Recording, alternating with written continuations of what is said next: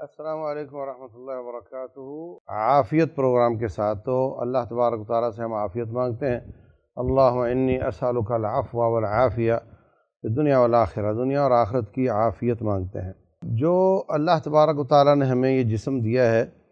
اس کو ہم اپنی غلط عادات یا اس کے ساتھ یہ اللہ تعالیٰ کی امانت ہے، غلط رویے کے ساتھ اگر اس کو خراب کر بیٹھیں تو اس کی واپسی پھر بہت مشکل ہو جاتی ہے یا ناممکن ہو جاتی ہے۔ اور اگر اس وقت کے آنے سے پہلے ہم اپنی عادات کو درست کر لیں۔ ہم نے 4 چیزوں پر بات کی تھی کہ اچھی سوچ، اچھا کھانا، اچھے ماحول میں رہنا اور اچھی طرز زندگی ہماری، یہ ماحول اچھا ہو، طرز زندگی اچھی ہو، 4 چیزوں میں اگر ہم احتیاط کر لیتے ہیں تو اللہ کی دی ہوئی امانت درست رہتی ہے۔ جیسے آپ کی گاڑی ہے، آپ اس کو ہمیشہ اس پہ کمپرومائز نہیں کرتے، حتیٰ کہ 4 ٹائر آپ کے پورے ہوں، 5واں وہ خراب ہو تو آپ لمبے سفر کی ہمت نہیں کرتے۔ 4 تو آپ کے پورے ہیں مگر آپ احتیاطی لے کر جانا چاہتے ہیں کیونکہ بہت لمبا سفر ہے، بچے ساتھ ہیں، گرمی ہے اور کہیں بھی رک سکتی ہے تو میں کیا کروں گا۔ تو یہ ٹیکسی تو ایک الگ چیز ہے، یہ جسم بھی آپ کی ٹیکسی ہے جس میں آپ کی روح سوار ہے۔ مرنے کے بعد اس روح کو اور ٹیکسی مل جاتی ہے۔ حدیثوں میں آتا ہے کہ نبی صلی اللہ علیہ وسلم معراج پر گئے تو وہاں ان کو الگ سے جسم ملے ہوئے تھے اور ان کو جزا اور سزا مل رہی تھی، اور پھر حشر میں ایک تیسری ٹیکسی ملے گی، اس کے بعد پھر وہ hمیشہ رہے گی اور اس کو کبھی موت نہیں آئے گی۔ تو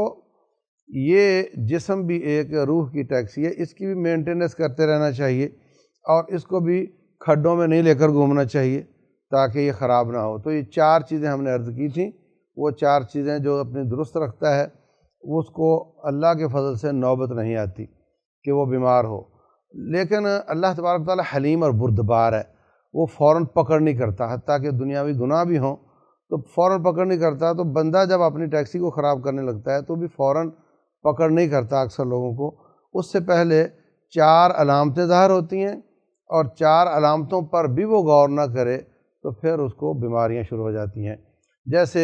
سرخ بتی سے پہلے پیلی بتی آتی ہے، پیلی بتی پہ اگر آپ گاڑی نہیں روکتے تو پھر سرخ پہ آپ کو بہرحال خود ہی رکنا پڑ جاتا ہے۔ تو ہم ڈاکٹر ارشد سلیم صاحب سے پوچھتے ہیں کہ اگر کوئی شخص ان 4 احتیاطوں کو نہیں کرتا تو پھر کون سی علامات ہیں جو ابتدائی طور پہ ظاہر ہوتی ہیں، اور ان پر بھی غور نہ کرے، اس کاشن کو بھی نہ سمجھے تو پھر وہ بیماری میں چلا جاتا ہے۔ ڈاکٹر صاحب فرمائیے کہ وہ کون سی 4 علامات ہیں؟ بہت شکریہ شیخ صاحب، ایک دفعہ پھر حاضر ہیں اور بہت خوشی ہے مجھے کہ دوبارہ اس پلیٹ فارم پہ گفتگو کرنے کا موقع مل رہا ہے۔ اور جیسا کہ شیخ صاحب نے فرمایا، ہم پہلے بات کر بھی چکے ہیں کہ وہ 4 عادات جو اگر آپ ٹھیک رکھیں تو آپ کا جسم آپ کے قابو میں ہے، آپ کی صحت آپ کے قابو میں ہے اور آپ کی عافیت گارنٹیڈ ہے۔ ان 4 عادات کا بڑی خوبی کے ساتھ شیخ صاحب نے ذکر کیا۔ اور اگر کسی شخص میں 4 علامات کی بات کرنے سے پہلے ذکر کرتا چلوں کہ اگر کسی شخص میں ان عادات کا پیدا بھی ہو جاتا ہے تو یہ کوئی irreversible چیز نہیں ہوتی، آپ یو ٹرن لے سکتے ہو۔ ہم اس کو صحت کی طرف یو ٹرن کہیں گے۔ یہ پہلا یو ٹرن ہے کہ اگر آپ عافیت میں، صحت میں، عادات خراب ہو گئی، عادات ٹھیک کر لیں گے، اپنی سوچ ٹھیک کر لیں گے، آپ یو ٹرن لے سکتے ہو، دوبارہ صحت میں جا۔ عادات جب ایک لمبے عرصے تک خراب رہتی ہیں، جیسے شیخ صاحب نے فرمایا کہ فوری طور سے پکڑ نہیں ہوتی، جسم کا ڈیزائن ایسا ہے، تو آہستہ آہستہ جسم کمزور پڑتا ہے۔ جو چیز پہلے کمزور پڑتی ہے اس کا جو نام ہے وہ ہے میٹابولزم، جو آپ کے جسم میں بننے اور ٹوٹنے کا عمل مستقل جاری رہتا ہے، ایک تعمیر کا عمل اور ایک تخریب کا عمل جاری رہتا ہے، جس سے ہم بڑے ہوتے ہیں، جس سے ہم مزید مضبوط ہوتے ہیں اور عمر گزارتے ہیں۔ اس کے اندر خرابیاں پیدا ہو جاتی ہیں۔ اس کی پیچیدگیوں میں جائے بغیر ہم یہ بیان کرتے ہیں کہ جیسے ہی وہ خرابیاں ظاہر ہونا شروع ہوتی ہیں، بیماری کی جانب سفر شروع ہو جاتا ہے۔ اب یہ بیماری کی جانب کا جو سفر ہے، اس کو سمجھ لیں کہ اللہ نے ڈیزائن میں یہ رکھا ہے کہ قدرت موقع دیتی ہے کہ پہلے آپ بیمار نہیں پڑ جاتے فوری طور سے۔ یہ جو خاص طور سے جب ہم بیماری کا ورڈ استعمال کرتے ہیں نا تو ہم دائمی بیماریوں کا ذکر کر رہے ہیں، وہ بیماریاں جن کو ہم غیر متعدی نان کمیونیکیبل ڈیزیز کہتے ہیں، hypertension, diabetes, kidney diseases,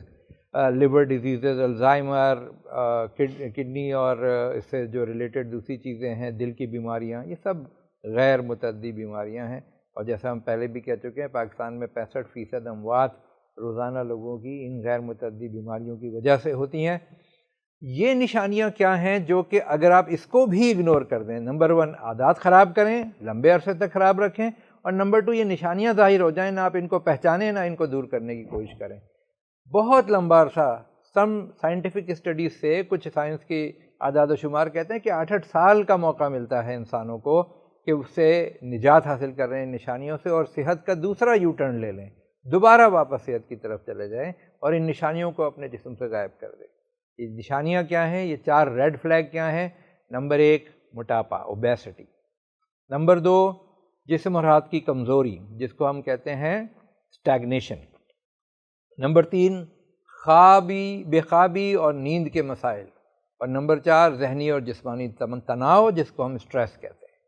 یہ 4 خرابیاں، یہ نشانیاں آپ کے جسم میں ظاہر ہوتی ہیں، آپ ایکسپیرینس کرنے لگتے ہیں۔ اگر آپ اس کو بھی اگنور کریں گے اور ایک لمبے عرصے تک اگنور کریں گے تو پھر آپ تیسرے حصے میں داخل ہو جاتے ہیں، یو ٹرن ممکن نہیں رہتا، جس کو ہم کہتے ہیں بیماری۔ تو آئیے، آج میرا ذاتی مقصد بھی یہ بڑا رہا ہے کہ میں یہ جو OS3 obesity, slip issues, stagnation اور اسٹریس کے بارے میں، ظاہر ہے یہ نشانیاں سائنس نے تو اب دریافت کی ہیں، اسلامی تعلیمات میں ان کا کیا ذکر ملتا ہے اور ان سے بچاؤ کی کیا ہدایات ملتی ہیں، اس کے بارے میں شیخ صاحب سے پوچھتے ہیں۔ اور خاص طور سے جو پہلی اور سب کی، جو کہنا چاہیے کہ سب نشانیوں کی ماں ہے، وہ ہے اوبیسٹی۔ تو اوبیسٹی، موٹاپے کے بارے میں شیخ صاحب کیا ارشاد فرماتے ہیں، آئیے ان سے سیکھتے ہیں۔ بسم اللہ الرحمن الرحیم۔ دیکھیں، بنیادی طور پر جو خوشحالی ہے نا، بہت زیادہ پیسے کا آ جانا، اس سے ہی پھر نکلتا ہے زیادہ ورائٹی کھانوں کی آ جاتی ہے۔ زیادہ ورائٹی آتی ہے تو پھر انسان ٹیسٹ کرتا کرتا بھی اوور ہو جاتا ہے، اور اس کے بعد پھر موٹاپا آتا ہے۔ پہلی بات موٹاپے کو لے لیتے ہیں تو رسول اللہ صلی اللہ علیہ وسلم نے فرمایا تھا کہ یہ قیامت کے قریب لوگوں میں وَيَظْهَرُ فِيهِمُ السِّمْنُ،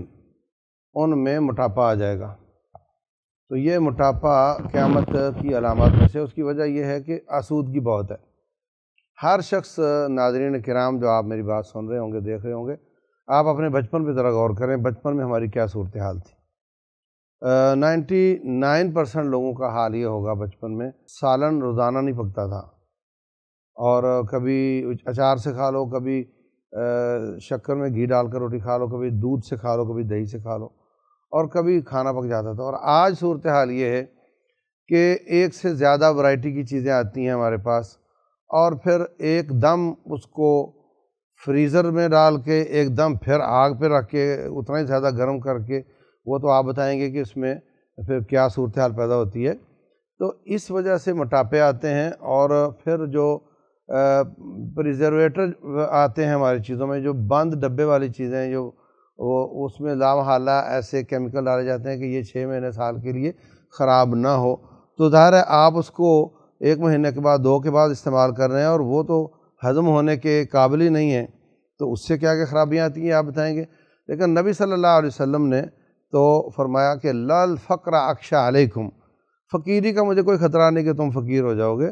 مجھے خطرہ تو اس بات کا ہے کہ ان تبسط علیکم الدنیا کما بسطت، کہ جیسے سابقہ قوموں پر دنیا کے دروازے، مال کے دروازے کھل گئے تھے، تم پر بھی کھل جائیں گے۔ فَتُهْلِكَكُمْ كَمَا أَهْلَكَتْهُمْ، اور یہ پیسہ تمہیں ہلاک کرے گا جیسے ان کو ہلاک کیا تھا۔ تو اس میں ظاہر سی بات ہے، پیسہ تو اب کسی کو مارو تو وہ ہلاک نہیں ہوتا، وہ پیسہ زیادہ آنے سے، زیادہ کھا کر اوبیسٹی میں جا کر اس کا خیال نہ کر کے موت کی طرف جاتا ہے بیمار ہو کر۔ تو اب آپ کے لیے میں نے 2 سوال چھوڑے ہیں، ایک تو یہ کہ یہ جو اس کو خراب ہونے سے بچانے کے لیے جو چیزیں ڈالی جاتی ہیں، اس کی کیا تاثیر ہے، اور ایک دم ٹھنڈا اور ایک دم گرم کرنے سے کھانے میں کیا بیماریاں آتی ہیں۔ اور یہ ہمارا آج کل کا کلچر ہے، ہر گھر کا کلچر ہے کہ چیز آئے گی، بڑھ گئی تو فریزر میں رکھو، پھر اس کو اوون میں یا ویسے گرم کر کے کھا لو، تو اس سے پھر موٹاپا کیسے آتا ہے، ذرا آپ اس کی وضاحت فرما دیں۔ ایک تو تحقیق جیسے جیسے آگے بڑھ رہی ہے، ظاہر ہے حقیقتیں کھلتی جاتی ہیں، پہلے موٹاپا یہ تھا کہ وزن کا ضرورت سے زیادہ ہونا، پیٹ کا ضرورت سے زیادہ بڑا ہونا، کمر کا سائز ضرورت سے زیادہ بڑا ہونا، یہ اب بھی نشانیاں ہیں۔ لیکن اب ایک خاص بات جو دہرائی جاتی ہے موٹاپے کے لیے کہ دیکھو خراب چربی خراب جگہ پہ خراب مقدار میں، تو خراب چربی خراب جگہ پہ ہے اور خراب مقدار میں نہیں بھی ہے تو بھی موٹاپا ہے، کیونکہ وہ خراب جگہ پر ہے۔ خراب چربی ہے اور خراب مقدار میں زیادہ ہے تو وہ بھی موٹاپا ہے، اور خراب مقدار میں اور خراب جگہ پہ بھی ہے وہ بھی موٹاپا ہے۔ تو تین میں سے کوئی دو بھی چیزیں ہو گئیں تو موٹاپے کی جو بیماری پیدا کرنے کی صلاحیت ہے وہ بڑھ جاتی ہے۔ اب جیسے آپ نے فرمایا جدید دور میں ظاہر ہے ہم آپ لوگوں سے ہی سیکھتے ہیں کہ انسان کی طلب سے لذت اور لذت سے ہوس کا سفر ہے، تو طلب سے لذت تک تو پھر بھی چلے گا، لیکن یہ لذت سے ہوس کا سفر ہے، اگر ہم دنیاوی طور سے یا طبی ضروریات کے لحاظ سے بھی کہیں تو یہ زہر، وہی چیز جو طلب کے وقت جو ہے وہ فرحت بخش ہے، وہی چیز ہوس کے وقت زہر ہے۔ تو ہم نے بھی یہ چیز دیکھی کہ ہم جیسے ابھی آپ فرما رہے تھے، میں ایک چیز کا ذکر کروں، پروسیسڈ میٹ۔ اب گوشت تو گوشت ہے، لیکن گوشت کی خاصیت یہ ہے کہ اس نے سڑ جانا ہے ایک خاص مدت تک، اگر میں اس کو پکاؤں نہ، اس کو فریج میں نہ رکھوں، اس کو کچھ طریقے سے وہ نہ کروں تو وہ سڑ جائے گا۔ لیکن اب وہ جدید تہذیب نے، جدید بزنس نے، ڈسٹریبیوشن کے کام نے یہ نکالا کہ گوشت کو سڑنے نہ دو۔ اب وہ دھواں، کیمیکل، ریز، ٹمپریچر، اس طریقے کو ہم چھوڑتے ہیں۔ دنیا یہ مانتی ہے کہ بھائی کوئی بھی طریقہ آپ استعمال کرو، گوشت کی شیلف لائف بڑھا دو، پروسیسڈ میٹ۔ شیخ صاحب، پروسیسڈ میٹ کارسینوجن کا کلاس نمبر 1 ہے۔ اس کو آسان زبان میں کہیں کہ جو پہلی، یا کہنا چاہیے کہ سب سے بڑی بڑی اقسام ہیں کینسر پیدا کرنے کی، خود ورلڈ ہیلتھ آرگنائزیشن جو دنیا میں صحت کی کاروبار کو سمجھنے والا، صحت کے کاموں کو سمجھنے والا سب سے بڑا ادارہ کہلاتا ہے، وہ کہتا ہے کہ پروسیسڈ میٹ کینسر پیدا کرنے والے اسباب میں پہلے اسباب کی کلاس میں آتا ہے۔ اللہ اکبر۔ اس کو ایسے سمجھ لیں کہ ٹوبیکو بھی وہیں ہے۔ تو ہم کینسر کے مریضوں کی تصویریں ڈبوں پہ لگاتے ہیں، ہم چاہتے ہیں کہ لوگ اسموکنگ چھوڑ دیں، لیکن ہم پروسیس میٹ سے پیدا ہونے والا جو برگر ہے اس پہ خوشنما تصویریں لگاتے ہیں، دونوں ایک ہی کلاس میں ہیں۔ تو پروسیسڈ میٹ کا یہ حال ہے کہ کوئی بھی نام لیے بغیر میں کہوں کہ جو کسی بھی بڑے اشتہار میں آنے والے برانڈ کا برگر جو ہم کھاتے ہیں، اس کی مرغی کم سے کم 75 دن پہلے ذبح ہوئی ہوگی، اور پتہ نہیں ذبح ہوئی ہے یہ گرم پانی میں اور اب ذبح کا ورڈ ہم یہ استعمال کر رہے ہیں کہ اس کا گوشت جو ہے پروسیس میں گیا ہوگا۔ مختلف ایسے ملکوں میں جو خود بھی مسلمان ملک نہیں ہیں، خیر اس کے یہ ہمارا موضوع بحث نہیں، لیکن 75 سے 120 دن تک کا وہ پروسیس میٹ سفر کرتا ہے ذبح ہونے سے پہلے، یا جو بھی اس کا پروسیس ہوا، اور اس وقت سے لے کے جب ہمارے بچے اور ہم اس کو کھاتے ہیں۔ تو ہم پروسیس میٹ کے نام پہ کارسینوجن کلاس نمبر 1 چیز استعمال کر رہے ہیں، جیسا آپ نے ابھی کہا کہ گرم کرنا، ٹھنڈا کرنا، یہ کام ہے پروسیس میٹ کا۔ ہم ٹرانس فیٹ کھاتے ہیں۔ ٹرانس فیٹ اگین ایک انتہائی خطرناک شکل ہے چربی کی، جو کہ موٹاپے کی خراب چربی کا جو میں نے ورڈ استعمال کیا اس کو بہت کنٹریبیوٹ کرتی ہے۔ میں کسی برانڈ کو اور کسی اس کو ٹارگٹ نہیں کرتا یا کسی خاص غذا کی چیزوں کو، لیکن most of the bakery items contain trans fat. اب یہ تیسرا جو ہے، ہم بیجوں کا تیل استعمال کرتے ہیں۔ بیجوں کا جو تیل ہے وہ بھی پروسیسڈ ہوتا ہے، وہ 200 ڈگری 250 ڈگری 3، اور اس کا بھی مقصد یہی ہوتا ہے، اس سے کھانا، غذائیت، فلانا کچھ فرق نہیں پڑتا، اس سے صرف شیلف لائف بڑھتی ہے۔ پروسیس میٹ ہو یا ٹرانس فیٹ ہو یا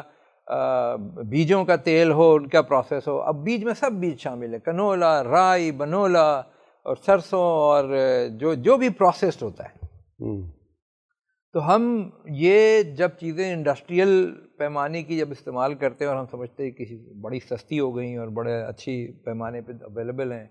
اور مزے کی بات کہ جو سب سے زیادہ دل کے لیے خطرناک ہے یا انفلیمیشن دل کی اس پہ پیدا کرتا ہے، ان کے ڈبوں پہ، بیجوں کے تیلوں کے ڈبوں پہ دل کی تصویر بنی ہوتی ہے کہ یہ دل کے لیے صحت مند ہے۔ سائنس کہہ رہی ہے، یہ کسی کی رائے نہیں ہے، یہ کسی کا استدلال نہیں ہے، یہ سائنس کی اسٹڈیز ہیں کہ یہ سب چیزیں جسم کے لیے انتہائی خطرناک ہے، اور پھر ان کی اشتہار بازی کے ذریعے ان کی طلب کو لذت میں اور لذت کو ہوس میں بدلا جاتا ہے۔ آپ کو برگر کھانے کا دل نہیں بھی ہے، لیکن اس کی ٹیسٹ یا اس کی برانڈنگ یا اس کا جو ایکسپیرینس ہے وہ اتنا ہے کہ ہم ایک کے بعد ایک اس کو استعمال کرے جاتے ہیں۔ اچھا، اس کو ایک دم بہت گرم کرنا، ایک تو ہوتا ہے بہت ٹھنڈے کے بعد بہت زیادہ گرم کرنا، اور ایک دم کرنا، اس سے کیا فائدہ؟ ہیٹ جو ہے وہ زیادہ تر معاملات کے اندر ہیٹ جو ہے وہ ڈی نیچرنگ کا سبب بنتی ہے، کیمیکل اسٹرکچر کے ٹوٹنے کا سبب بنتی ہے، چاہے وہ ہمارے گھروں میں اوون یا دوسرے اور جو آلات استعمال ہوتے ہیں فرائر، ان سے ہیٹ دی جائے، چاہے یہ جس انڈسٹری میں بن کے آ رہی ہوتی ہیں چیزیں، وہاں ان کو ایکسٹرا آرڈنری ہیٹ سے ایکسپوز کیا جاتا ہے۔ دونوں صورتوں میں ہیٹ کا کام ہی یہی ہے کہ وہ کیمیکل اسٹرکچر کو توڑتی ہے، اور قدرت کے بنائے گئے آرگینک کیمیکل اسٹرکچر کو توڑنے کا انجام عموماً جو ہم نے سائنٹیفک اسٹڈیز میں دیکھا ہے وہ اچھا نہیں ہوتا۔ مقصد یہ ہے کہ دودھ ہو یا آئل ہو، جب اس کو بہت زیادہ گرم کر کے، تو وہ ایک دودھ یا آئل کی ناش ہے وہ، اور آپ کو سفید سفید لگ رہا ہے دودھ، اس میں ہو سکتا ہے لذت بھی وہی والی ہو، مگر وہ ناش ہے، وہ زندہ نہیں ہے، کیونکہ اس کو بہت زیادہ گرم کر کے مکمل اس کے فیٹس نکال کر جو قدرتی تھے، بعد میں یہ کوکنگ آئل جو را مٹیریل کی شکل میں ہوتا ہے، را شکل میں ہوتا ہے، اس کو وہ 4 یا 3% اس میں ڈال دیا جاتا ہے۔ اور آپ دیکھیں گے کہ جو لوگ دودھ پیک کرتے ہیں وہ ساتھ ساتھ گھی بھی الگ سے بیچ رہے ہوتے ہیں۔ میرا ایک دوست ہے، اس کے پاس ایک مہمان آ گیا، تو وہ مہمان کسی دودھ والی اس میں کام کرتا تھا فیکٹری میں، تو اس نے اسی فیکٹری کا یا اسی مل کا وہ دودھ گھی بھی لے کر آیا ہوا تھا، تو اس نے اس میں اس کے سامنے تھوڑا سا گھی ڈال دیا، تو وہ مہمان کہتا ہے کہ یہ کھانا اب میں نہیں کھاؤں گا، تو کہتا ہے ابھی کچھ نہیں ہوا، دیسی گھی ڈالا میں نے،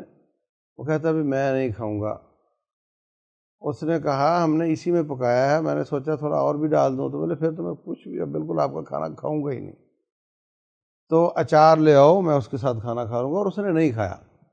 کہتا تم خرید کر لائے ہو اور میں اس کو مفت میں مجھے ملتا ہے اور میں نہیں کھاتا، کیونکہ میں اس کو دیکھتا ہوں کہ یہ کیسے بنتا ہے۔ ایک جگہ پہ میں گیا، وہاں میرا درس تھا، تو وہاں پہ ان کا جو تھا نا، جو جس کے گھر میں کھانا تھا، اس کے سارے نوجوان تھا مگر سارے بال سفید ہو چکے تھے، نیچے سے کالے تھے اوپر سے سفید تھے، تو میں نے ایسے اس کو پوچھا کہ تم دودھ والی کسی فیکٹری میں کام کرتے ہو، دودھ پروسیس کرنے والی؟ کہتا ہاں۔ تو میں نے خود وزٹ کیا ایک فیکٹری کو، تو انہوں نے مجھے وہ چیکو سا چڑھا دیا اوپر کہ یہ اس کے بعد آپ اندر جا سکتے ہو، تو مجھے اب سمجھ آ رہی ہے کہ وہ بالوں کے اوپر کیوں چڑھاتے ہیں۔ اس فیکٹری کا جو سیوریج تھا، وہ جس علاقے میں گیا وہ سارے کھیت برباد ہو گئے، وہ جس نالے میں ڈلتا تھا سارے کھیت برباد ہو گئے۔ پھر انہوں نے کیس کیا ان پر، پھر ان کو عدالت نے مجبور کیا کہ اپنے ویسٹ کو پروسیس کرنے کے بعد ڈالا کرو اس پہ اچھا خاصا ان کا خرچہ اٹھ رہا ہے۔ تو جس کا ویسٹ اتنا کیمیکل والا ہے اور جس سے کھیت برباد ہو رہے ہیں، تو وہ کیا کرے گا ہمارے پیٹ میں جا کر، اور اوپر لکھا ہوتا ہے کہ یہ وائٹنر ہے، یہ دودھ نہیں ہے، اور واقعتاً یہ ایسا ہی ہے۔ یہ تو دودھ کا حال ہے۔ 2 فیکٹریاں میں نے اس کی آئل کی بھی وزٹ کی ہیں، ان کا بھی ایک بلیچ ڈال کر اس کو صاف کرتے تھے، وہ پرانا طریقہ ہے، اور دوسرے بہت زیادہ ہائی ٹمپریچر پہ گرم کرنے کے بعد اس کو آئل کی ناش بنا کر کے وہ صاف کر کے آپ کو دے دیتے ہیں اور ہمارے پاس آ جاتا ہے۔ لیکن میرا سوال ڈاکٹر صاحب یہاں پر یہ ہے کہ اگر ہم کولو سے لاتے ہیں سیدھا سیدھا، اور وہ لا کر کے اس میں فرائی کرتے ہیں گوشت کو، وہی جو پروسیس میٹ ہے، تو وہ ایک دم ٹھنڈا تھا ایک دم گرم ہو جاتا ہے۔ پہلا سوال تو یہ ہے کہ کیا یہ سیف ہے، اور دوسرا سوال یہ ہے کہ کتنی بار آئل کو گرم کر کے اس میں چپس وغیرہ تلی جا سکتے ہیں اور اس کے بعد وہ صحت کے لیے خراب ہو جاتا ہے؟ شیخ صاحب، ایک تو یہ ہے کہ جو نیچرل طریقے سے، جس کو کہتے ہیں کولڈ پریس طریقے سے آئل حاصل ہوتا ہے، سرسوں کا عموماً ہمارے یہاں زیادہ اس طرح کرتے ہیں، اور بھی چیزوں کو کرتے ہیں۔ کولڈ پریس جو ہے وہ چونکہ اس پروسیس سے نہیں گزرا ہے، تو آپ سب سے اس کی بڑی پہچان یہ ہے کہ اس کی شیلف لائف میں کوئی فرق ہی نہیں پڑتا، اس نے بھی سڑ جانا ہے۔ جس چیز نے سڑ جانا ہے اس کا مطلب ہے وہ پروسیس نہیں ہوا ہے، شیلف لائف بڑھانے کے لیے اس کے اندر کوئی چیز ابھی استعمال نہیں۔ ابھی ہم ایک پلاسٹک کا بھی ذکر کریں گے، تو وہ مناسب ہے، اور ایک مناسب درجہ حرارت پہ دیسی گھی، دیسی مکھن، سرسوں کا تیل، یہ مناسب درجہ حرارت پہ گرم ہوتے ہیں اور اپنا ایک ذائقہ بھی پیدا کرتے ہیں، اور ان میں یہ مسائل نہیں ہوتے جو مسائل عموماً جو ہے وہ دوسری غذائیت کے اندر چیزوں کے اندر پیدا ہوتے ہیں۔ جو کھانا ہی آپ نے ٹھنڈا کھانا ہے، مثال کے طور پر سیلڈ ہے، اس کے لیے بہترین چیز اولیو آئل ہے۔ زیتون کا تیل، لیکن اب وہ تو اویلیبل نہیں سب کے لیے نا۔ تو وہ ہے۔ اس کے علاوہ جو بھی تیل استعمال ہو سکتے ہیں، گھی استعمال ہو سکتے ہیں، مکھن استعمال ہو سکتے ہیں، غذا میں چکنائیت پیدا کرنے کے لیے وہ استعمال کیے جائے۔ سب سے آسان پہچان عام لوگوں کے لیے بجائے سائنسی توجیح میں اور اس کی تفصیل میں جائے بغیر، کیا یہ سڑ جانے والا ہے؟ اگر اس کو ایک شیلف لائف کے بعد اس نے سڑ جانا ہے تو اس کا مطلب یہ ٹھیک، اس کو تھوڑا ڈیفائن کریں کہ سڑ جانے والے کا کیا مراد ہے؟ ہاں، سڑ جانے سے مراد یہ ہے کہ وہ ڈی نیچر ہو جاتا ہے قدرت کے پروسیس کے ساتھ ساتھ۔ یہی وہ چیلنج ہے جو کہ انڈسٹریل ورلڈ نے لیا کہ یار اگر میں اس کو ڈسٹریبیوٹ کروں گا تو اس میں سرسوں کا تیل کچھ دنوں میں ہیک آنے لگے گی، یہ خراب ہو جائے گا، تو میں اس کو پروسیس کروں گا، پروسیس کرنے کے بعد اس میں پریزرویٹو ملاؤں گا، اس میں کیمیکلز ملاؤں گا، اور اس کے بعد اس کی ایک شیلف میں ملاؤں گا، ڈبے پہ لکھا ہوگا 1 سال تک چلے گا یا 6 مہینے تک چلے گا، ایکسپائری ڈیٹ آ جائے گی، تو وہ جو ہے وہ اب سڑے گا نہیں، خراب نہیں ہوگا، 6 مہینے تک چلے گا۔ بٹ اس انڈسٹریلائزیشن کے پروسیس میں اگر میں نے اس کو ایسے طریقوں سے گزارا ہے جس کی وجہ سے وہ ہائی ٹمپریچر یا کیمیکل ایکسپوجر یا کسی اور قسم کے ٹریٹمنٹ میں گیا ہے، تو اب وہ پروسیسڈ ہو گیا، اور وہ سائنس کہہ رہی ہے کہ اب وہ جسم کے اندر خرابیاں پیدا کر رہا ہے، جیسا کہ ہم نے کچھ چیزوں کا ہضم نہیں ہوتا ہے۔ سب سے بڑی بات یہ ہوتی ہے کہ اس کے اندر مثال کے طور پر جو ہم یہ بات کر رہے ہیں تیل کی، یہ بیجوں کے تیل جو انڈسٹریلائز بیجوں کے تیل ہیں، ایک چیز ہوتی ہے اس کو کہتے ہیں اومیگا فیٹی ایسڈز، 2 قسم کے ذرا مشہور ہے زیادہ، ایک اومیگا 3 فیٹی ایسڈ اور اومیگا 6 فیٹی ایسڈ۔ اومیگا 3 اور اومیگا 6 فیٹی ایسڈ میں قدرتی جتنی چیزیں ان میں جب ملے گا تو 1 اور 1 کے ریشو میں ملے گا، ایک حصہ یہ ایک حصہ دوسرا ہے، یا بہت زیادہ ہے تو 1 اور 4 کے ریشو میں ملے گا، یہاں تک تو جسم برداشت کر لیتا ہے کہ اومیگا 3 1 حصہ ہوگا، اومیگا 6 6 حصہ ہوگا۔ یہ جتنے بیجوں کے تیل ہیں نا، ان میں اومیگا 3 اومیگا 6 کا ریشو ہوتا ہے کم سے کم 1 اور 20۔ اچھا، اس کی وجہ کیا؟ وہ جو آپ پروسیس کرتے ہیں اس کے ذریعے وہ پیدا ہو جاتا ہے۔ اب اومیگا 6 کی اتنی زیادہ زیادتی جسم کو ہارم کرتی ہے، تو یہ نہیں ہے کہ اللہ نہ کرے اس میں کوئی خراب چیزیں انٹینشنلی ارادی طور پر ڈالی جاتی ہے، لیکن یہ پروسیس ہی ایسا ہے کہ اس سے ایک فائدہ حاصل ہو جاتا ہے کہ آپ کا شیلف لائف بڑھ گیا، زیادہ عرصے تک رہے گی، لیکن ایک بہت بڑا نقصان ہوا کہ وہ جسم کے میٹابولزم کے ساتھ خرابی پیدا کر رہا ہے، موٹاپا، نیند کی خرابی، اسٹریس اور دل کی یا گردے کی مسائل پیدا کر رہا ہے۔ تو چنانچہ ظاہر ہے میں اگر مجھے یہ ڈیسیشن لینا ہوگا تو میں شیلف لائف کو ایک طرف رکھوں گا اور اپنے دل اور جسم اور گردے کی زیادہ حفاظت کروں گا۔ ہمارے یہاں تو چلتا ہے کہ معدہ بھگتا رہے، میری آنکھوں کو وہ بڑا ٹرانسپیرنٹ نظر آنا چاہیے۔ آنکھوں کو ٹرانسپیرنٹ نظر دکھانے کے لیے اس کو پروسیس کیا جاتا ہے، جبکہ آنکھ نے اس کو استعمال نہیں کرنا اور بھگتنا پڑے گا معدے کو۔ حسیات کا تو مسئلہ ہے، اور حسیات کو مارکیٹنگ کے ذریعے تبدیل کیا جاتا ہے۔ چنانچہ وہی دودھ جس کا ذائقہ مجھے بہت اچھا لگتا تھا میرے بچوں کو شاید اچھا نہ لگتا ہو، وہی تیل جس سے مجھے کبھی بو نہیں آتی تھی میرے بچوں کو شاید اس سے بو آتی ہو، وہی ڈیری کی چیزیں، دیسی گھی اور مکھن جو مجھے سونگھنے یا چکھنے یا کھانے میں اچھا لگتا تھا وہ بچوں کو شاید اچھا نہ لگتا ہو، کیونکہ وہ گریجولی ان کے ساتھ وہ ٹریٹمنٹ ہوئے، ان کو وہ چیزیں دی گئیں جس سے ان کی وہ حسیات جو میری تھیں وہ چینج ہو گئی ہیں۔ ایک چیز شیخ صاحب جس کا اور ذکر ہونا چاہیے، اور وہ ہے پلاسٹک۔ ہم نے 3 چیزوں کا ذکر کیا، پروسیس بیڈ، آئل اور ٹرانس فیٹ۔ جو چوتھی چیز ہم اپنی غذا میں استعمال کر رہے ہیں، اور اس کا بھی مقصد وہی ہے جو ابھی ہم نے بات کی کہ شیلف لائف کو بڑھاؤ، ذائقے کو بڑھاؤ، شکل کو بڑھاؤ۔ 3 قسم کے پلاسٹک تو خاص طور سے ہمارے غذائی اجزاء میں پیکیج فوڈ میں نظر آتے ہیں۔ پہلا، فوڈ کلر۔ یہ پلاسٹک سے بنتا ہے؟ دنیا میں کوئی فوڈ کلر نہیں ہے جو کہ پلاسٹک سے نہیں بنتا ہو۔ ایسا نہیں ہے کہ فوڈ کلر آرگینک چیزوں سے نہیں بنتے، لیکن انتہائی مہنگے ہوتے ہیں، کبھی بھی کسی سیزن میں ایک جیسا شیڈ نہیں دیں گے، اور ان کی تعداد بہت کم ہے، پروڈکشن کی کیپیسٹی بہت کم ہے۔ تو دنیا میں جو فوڈ اس وقت موجود ہیں کلر، وہ آئس کریم میں ڈلا ہو پلاسٹک کا ہے، وہ چاکلیٹ میں ڈلا ہو پلاسٹک کا ہے، وہ تمام فوڈ کلر جو اس وقت اویلیبل ہیں ان کا اوریجن جو ہے وہ پلاسٹک ہے۔ اور فلیور بھی اسی طرح؟ فلیور اب دوسری چیز میں آتے ہیں، ٹیسٹ انہینسرز اور فلیورز، ذائقے بڑھانے کے لیے استعمال ہونے والے کیمیکلز، ان کا اوریجن بھی پلاسٹک کا ہے، پیٹرول کے بھائی ہیں۔ اچھا۔ تیسری چیز ہے جس کو ہم کہتے ہیں پریزرویٹوز۔ شیلف لائف بڑھانے کے لیے اگر میں اپنے گتے کے ڈبے میں دودھ ڈالوں گا تو فرق نہیں پڑے گا، وہ خراب ہو جائے گا 2 دن میں، 1 دن میں، لیکن اور گتے کے ڈبوں میں دودھ آتے ہیں اور وہ لمبے عرصے تک چلتے ہیں۔ ان میں اور ان میں کیا فرق ہے؟ ایک تو آپ نے بتایا اس کی ٹریٹمنٹ ہوئی ہے دودھ کی، پیک ہونے سے پہلے، اور دوسرا کہ اس کے اندر کیمیکل ڈالا گیا ہے جس کا نام ہوتا ہے پریزرویٹو۔ یہ پریزرویٹو بھی پیٹرول کے بھائی ہیں کیونکہ ان کا بھی اوریجن وہی پلاسٹک ہے۔ عجیب۔ جتنے، میں دوبارہ ریپیٹ کرتا ہوں عوام کے لیے، کہ جتنے اس وقت استعمال ہو رہے ہیں عام طور سے فلیور، کلر، ٹیسٹ انہینسر، کلر اور پریزرویٹو،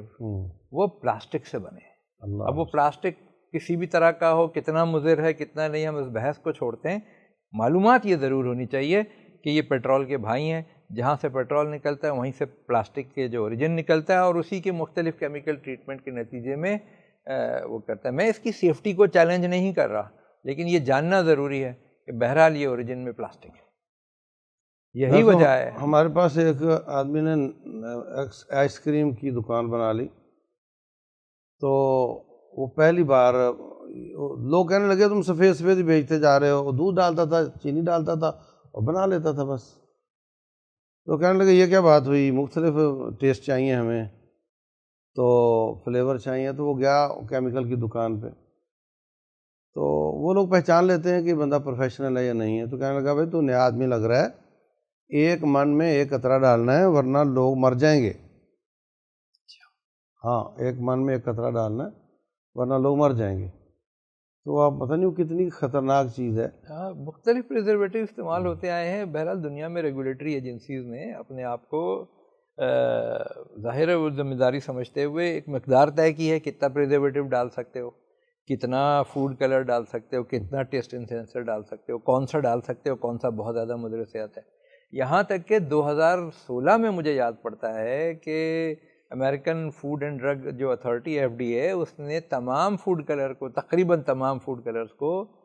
مضر صحت قرار دے دیا تھا، بند کر دیے تھے۔ اس کے بعد میں اس میں کچھ اور مزید اسٹڈیز ہوئی، بحث مباحث ہوئے، اور اس میں سے کچھ کو واقعی پھر بعد میں الاؤ کیا گیا۔ ہو سکتا ہے اسٹڈیز ہوئی ہوں اور ہو سکتا ہے سفارشیں ہوئی ہوں،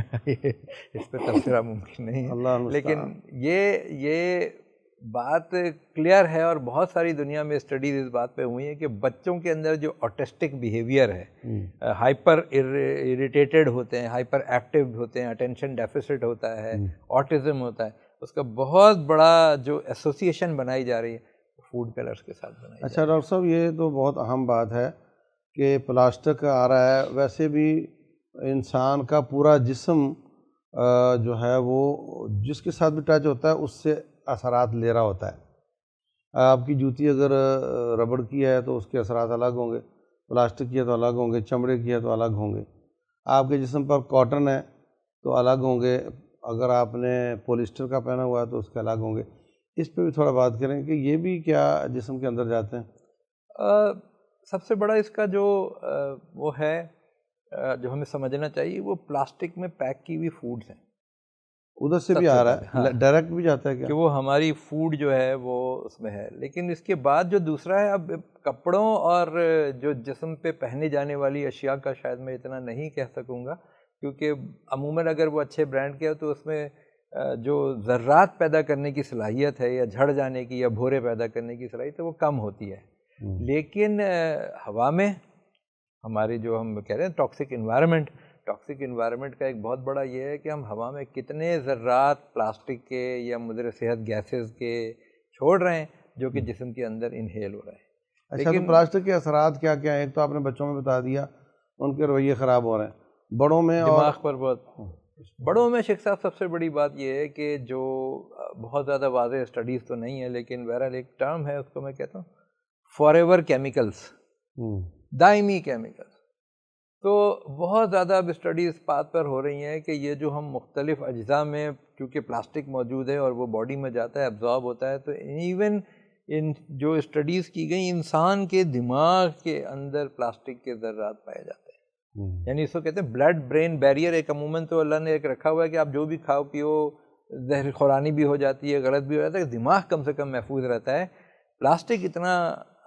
کہنا چاہیے سریع الاثر ہے اور دور تک پہنچنے والی چیز ہے کہ انسان کے دماغ میں بھی غذائی ذرات کے پلاسٹک میں موجود پلاسٹک جو پایا گیا۔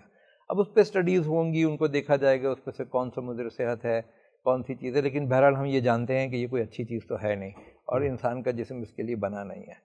تو جن عادتوں کی وجہ سے یہ خراب چیز پہنچ رہی ہے، بھلے ابھی سائنس نے اس کو پہچانا ہے کہ نہیں پہچانا ہے، ہمیں تو کوشش کرنی چاہیے کہ ہم اس کو اوائڈ کریں اور اس سے بچیں، کیونکہ لا محالہ وہ کوئی اچھی چیز جسم کے لیے اچھا ڈاکٹر صاحب، موٹاپا چربی کس کس جگہ آپ کہتے ہیں رانگ جگہ پہ ہوگی تو غلط ہو، تو وہ جگہ جسم کی کون کون سی ہیں جہاں پر چربی زیادہ نقصان دیتی ہے؟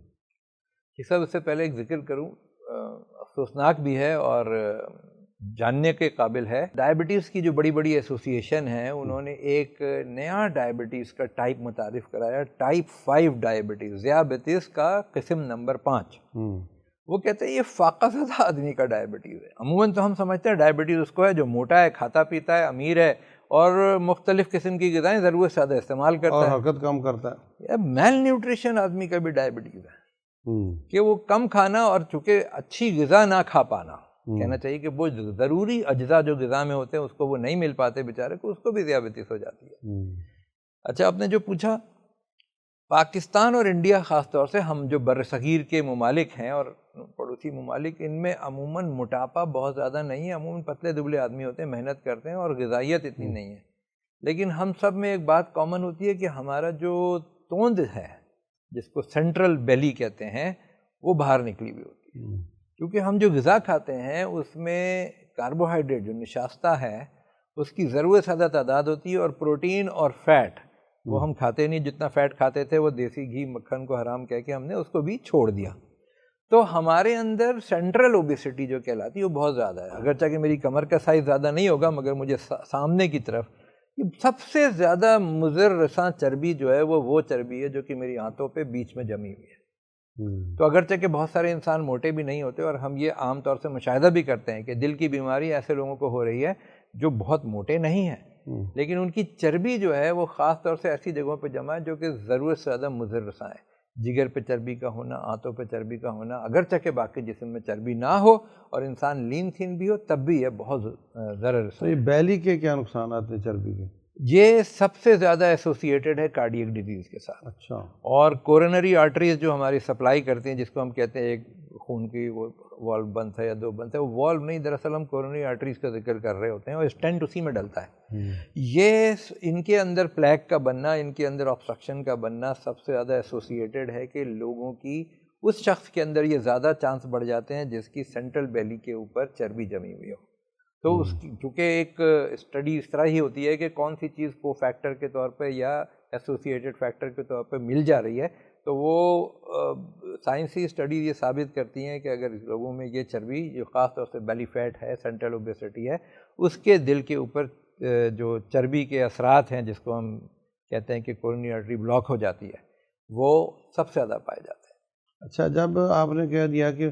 وہ کم کھانے والے لوگوں کو بھی ہو جاتی ہے، وہ ذیابیطس کی بات تو ہے، یہ چربی وہ چربی کا معاملہ نہیں ہے، ان کے میٹابولزم میں، چونکہ یہ لبلبے کا معاملہ ہے اور انسولین ہے، یا تو کم نکل رہی ہے یا انسولین جا رہی ہے اور پٹھے اس کی سنتے نہیں یا جگر اس کی سنتا نہیں،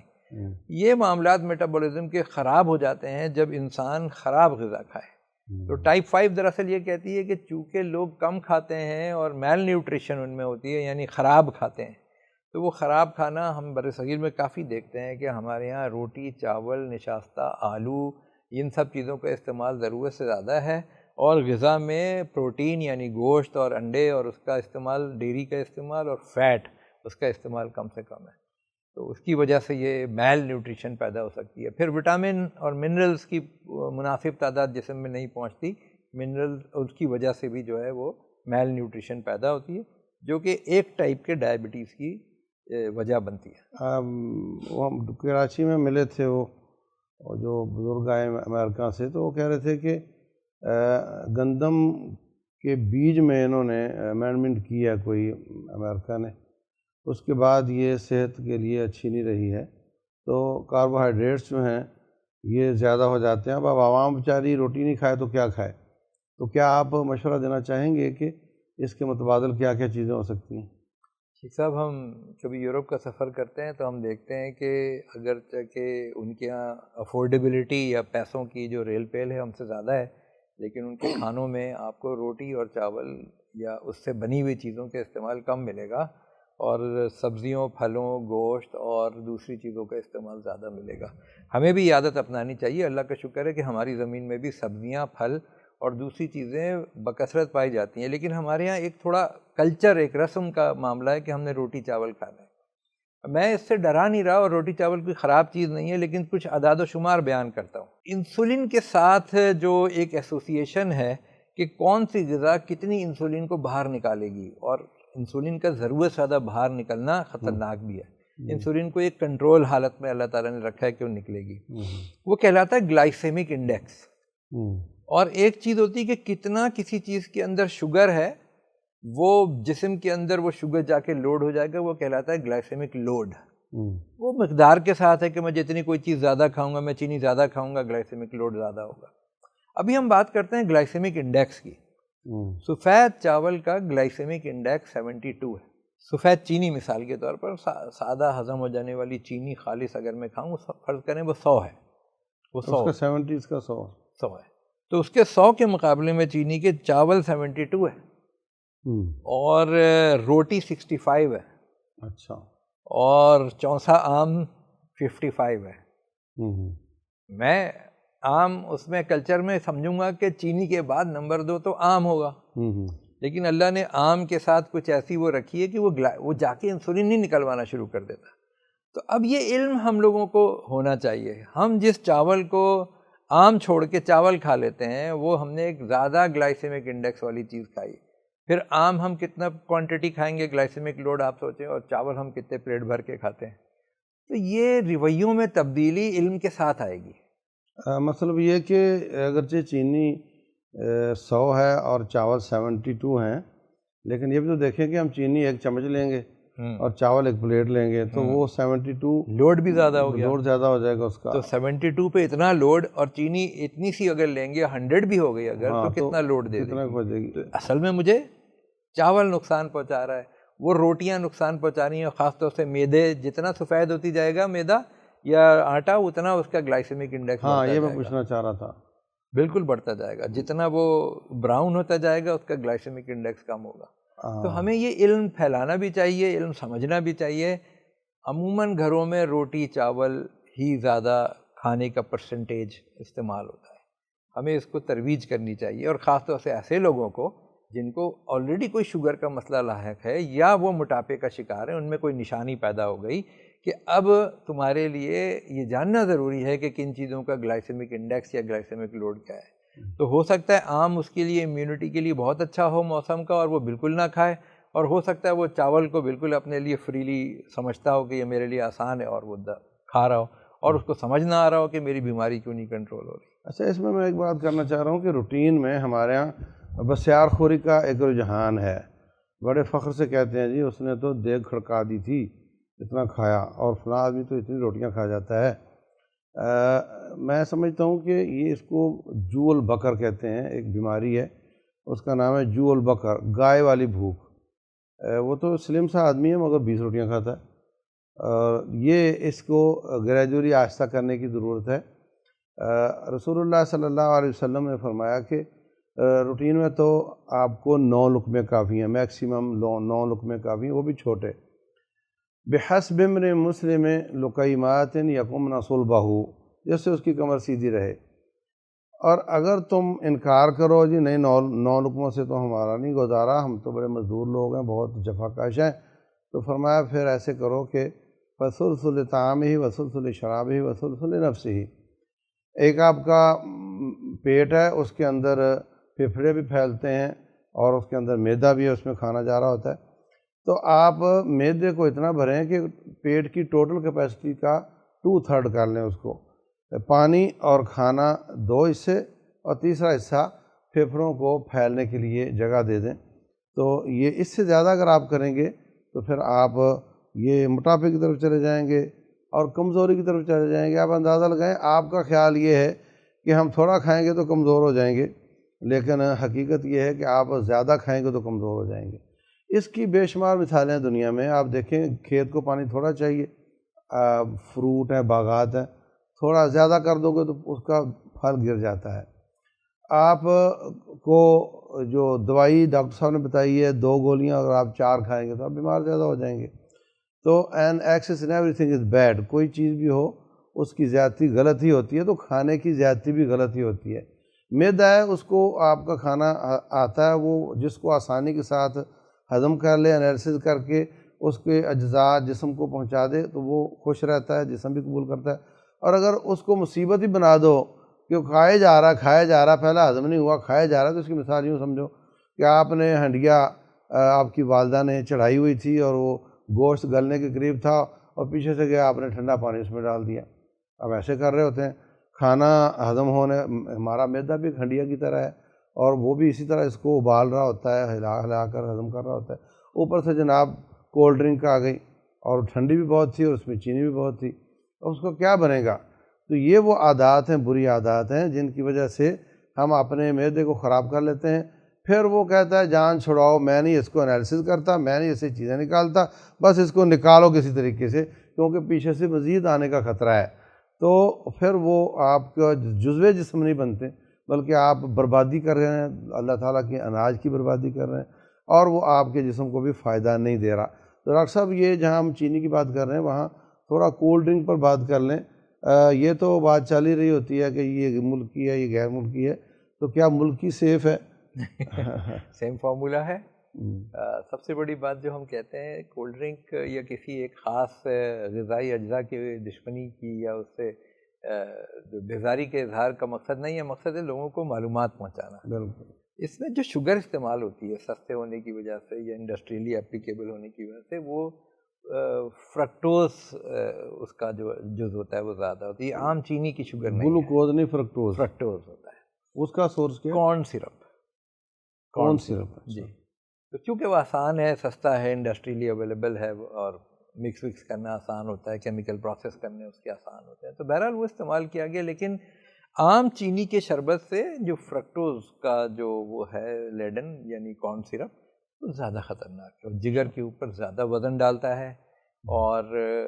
اس بات سے قطع نظر کہ کتنے چمچے، کچھ کہتے ہیں 20 چمچے چینی ہوتی ہے ایک 250 ml کی کولڈ ڈرنک میں، کچھ کہتے ہیں 16 چمچے ہوتی ہے، اس سے قطع نظر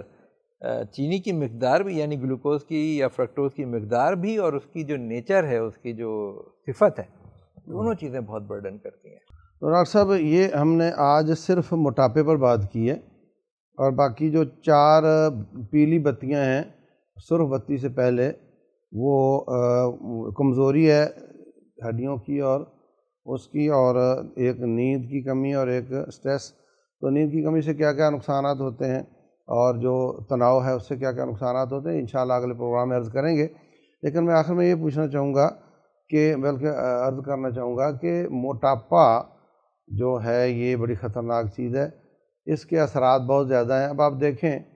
کہ اگر آپ ایک مکان خریدتے ہیں سنگل سٹوری، اور اب آپ اس کا پروگرام ہے وہاں پہ پلازہ کھڑا کرنے کا،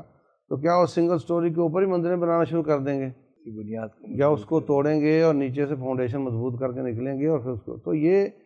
جو آپ کی ہڈیاں ہیں یہ اللہ تعالیٰ نے سنگل سٹوری کے لیے بنائی ہیں، اور جب آپ اس کے اوپر 3-4 سٹوریاں چڑھا دیتے ہیں چربی کی، تو وہ پرانی فاؤنڈیشن پر 3-4 منزلیں بنانے والی بات ہے، اور اس کا نقصان یہ ہوتا ہے کہ کچھ اور حادثہ نہیں، کھڑا بھی گر جائے تو ہڈی ٹوٹ جاتی ہے، کیونکہ وہ بیچاری کیا کرے گی، اور اگر نہیں ٹوٹی اللہ بچائے تو وہ جو ہڈیاں ہیں آپ کے گھٹنوں کی، اس پہ زیادہ زور سے جب اس کو ہلایا جاتا ہے تو وہ اس میں جو مرکنی ہڈی ہوتی ہے وہ گھس جاتی ہے، اور پھر وہاں دردیں شروع ہو جاتی ہیں۔ پھر آپ کہتے ہیں جی ڈاکٹر صاحب کہتے ہیں واک کرو، اور مجھ سے تو چلا نہیں جاتا، تو یہ بات آپ کی ٹھیک ہے، ڈاکٹر صاحب کی بھی ٹھیک ہے، مگر ایک وقت تھا جب آپ کو کہا جاتا تھا چلنے کا، اور آپ سے چلا بھی جاتا تھا، اور آپ نہیں چلے، تو اب وہ نہیں چلا جاتا، بھائی اس طرح ہوتا ہے۔ تو یہ چانسز ہیں رب الجلال دیتا ہے، جب انسان اس پر عمل نہیں کرتا تو اللہ وہ موقع چھین لیتا ہے۔ تو قبل اس کے کہ بیماری آئے، ہمیں اس سے پہلے جو یہ علامات ظاہر ہو رہی ہیں، اسی پر سے واپسی کا راستہ اختیار کر لینا چاہیے، تاکہ وہ وقت نہ آئے کہ ہم دیکھیں ایک آدمی پڑھا لکھا اور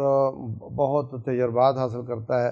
اب اس کا ڈلیور کرنے کا وقت آتا ہے تو وہ بیمار ہو جاتا ہے، اور نئے لوگ ان کے ابھی تجربات حاصل نہیں ہوتے، تو اس کو اپنے آپ کو عوام کی پراپرٹی سمجھتے ہوئے اپنا خیال رکھنا چاہیے، اور اپنی اس ٹیکسی کو مینٹین رکھنا چاہیے، اور کھانے کی احتیاط کرنی چاہیے، اور جو 4 چیزیں عرض کی تھیں کہ سوچو اچھا، اور اچھے ماحول میں رہو، اور اچھا کھانا کھاؤ، اور اپنے طرز زندگی سادہ رکھو، اس پر عمل کریں گے تو ہم پیلی بتی تک نہیں جائیں گے، اور اگر گئے تو واپسی آ گئے تو پھر اللہ کا فضل ہو جائے گا، اور اگر پیلی بتی پر بھی باز نہ آئے تو پھر سرخ بتی تو آنی ہے، تو اس کے بعد پھر ریورس نہیں ہوتا، پھر آپ لوگوں کے لیے بوجھ بن جاتے ہیں، اور آپ کے بچے نوکری چھوڑ کے آپ کا خیال کر رہے ہوتے ہیں، تو یہ اچھی بات نہیں، قوم پر بھی بوجھ بنتے ہیں، اور اب آپ فائدہ نہیں دے رہے اور الٹا پیسے لگوا رہے ہیں، بچے قرض اٹھا رہے ہیں، آپ اس کو استعمال کر رہے ہیں، اور پھر آپ کی کیئر کے لیے کئی لوگ نوکریاں چھوڑ کے گھر بیٹھے ہوئے ہیں، اگر نیک ہوئے، اور اگر اگنور کرنے والے ہوئے تو پھر آپ کا حال کیا ہوگا۔ تو ڈاکٹر صاحب آپ کنکلوڈ کریں آج کی بات کو، کہ موٹاپے پر اگر کوئی مزید بات کرنا چاہیں۔ ایک صاحب موٹاپے کو اب تو بلکہ یورپین، مجھے یاد نہیں، میرا خیال ہے اٹلی نے پہلی دفعہ، اور اب آہستہ آہستہ دوسرے ممالک بھی کریں گے، اس کو باقاعدہ بیماری قرار دیا ہے۔ اچھی بات اس میں سے کیا نکالی جا سکتی ہے؟ اچھی بات یہ نکالی جا سکتی ہے کہ یہ سستی اور پریونٹیبل چیز ہے۔ ہم اس کو کہتے ہیں باڈی شیمنگ نہیں کرو کسی کی، اس کے موٹاپے پہ طنز نہیں کرو، ہم نے اس کو نا ٹیبو بنایا ہوا ہے، مشکل بنایا ہوا ہے کہ ہم اس پہ بات کریں، گھروں میں یا خاندانوں میں یا معاشروں میں یا اداروں میں اس پہ گفتگو نہیں ہوتی، بری عادات پہ گفتگو نہیں ہوتی۔ ہم اگر کسی کو یہ کہیں کہ تم پروسیسڈ میٹ نہ کھاؤ تو یہ غیر اخلاقی سرگرمی تصور ہوتی ہے۔ معاشرے میں ہمیں اپنی جو طرز زندگی ہے اس کے بارے میں گفتگو کو عام بنانا پڑے گا، ایک دوسرے کو نصیحت کو عام بنانا پڑے گا، کیونکہ جیسے بھی آپ نے فرمایا 4 ٹریلین، یعنی 12 صفر لگاؤں میں 4 کے آگے، تو اتنا پیسہ ہم صحت کے اوپر خرچ کرتے ہیں بیماری کی حالت میں پاکستانی، اور زیادہ تر پیسہ جانتے ہیں ہم غریب ملک ہے تو زیادہ تر پیسہ عوام کی اپنی جیب سے لگتا ہے، اور 1 اور 44 کا فرق ہے۔ 1 روپے جو میں صحت کی حالت میں اپنے اوپر خرچ کروں گا تو 44 روپے میں اپنے بچاؤں گا جو مجھے بیماری میں خرچ کرنے پڑیں گے۔ تو ہمیں جو میرا پیغام یہ ہے اس پروگرام کے اینڈ پر کہ عادت کو تبدیل کرنا پڑے گا، اور اس میں سے پہلی عادت جو ہمیں تبدیل کرنی ہے وہ صحت کے معاملے پہ بات نہ کرنے کی عادت ہے، صحت کے معاملوں پہ خاموش رہنے کی عادت ہے۔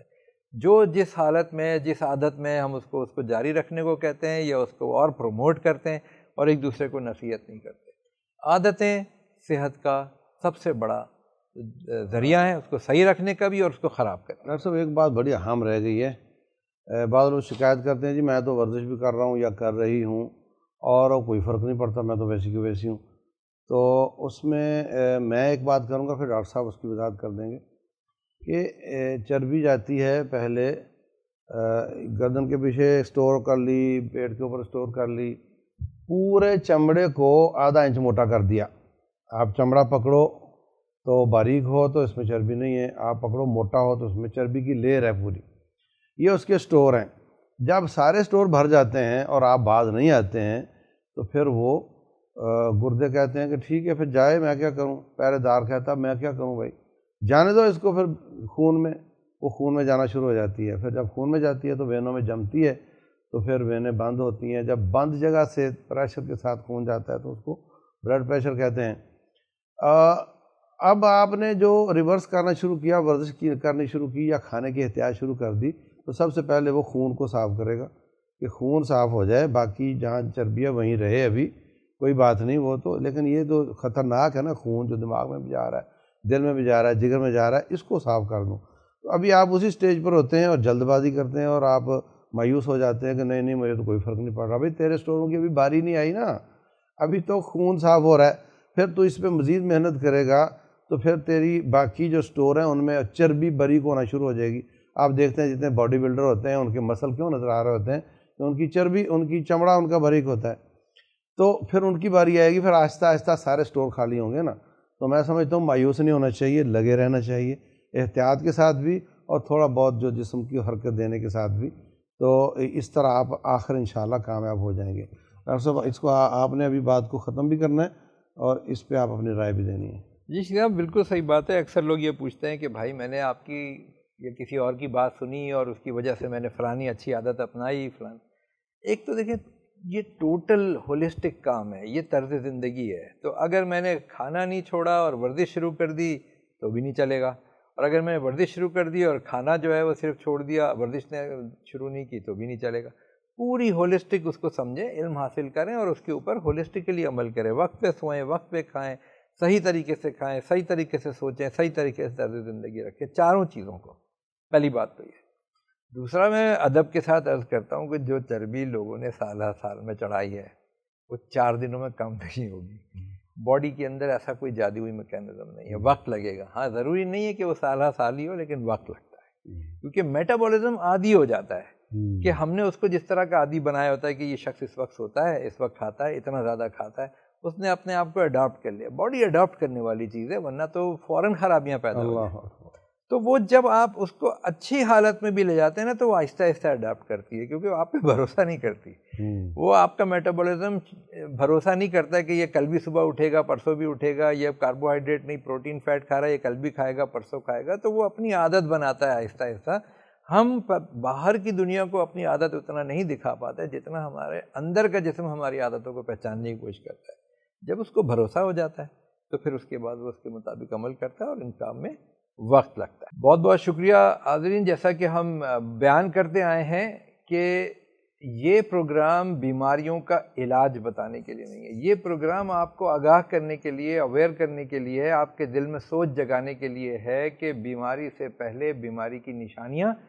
اوبیسٹی، اسٹیگنیشن، سلیپ ایشوز اور اسٹریس وہ ہوتی ہیں، ان کو پہچاننا سیکھیں، ان کا تدارک کریں،